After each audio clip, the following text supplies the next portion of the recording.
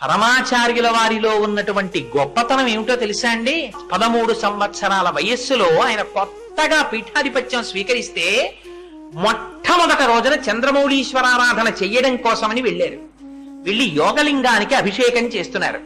అభిషేకం చేస్తున్నప్పుడు ఆశ్రమంలో ఉన్న పండితులు అన్నారు, మీరు అభిషేకం చేసేటప్పుడు అభిషేకము చేయబడుతున్నటువంటి శివస్వరూపము ఒకటి, మీరొకటి అన్న భావన మీకు ఉండకూడదు.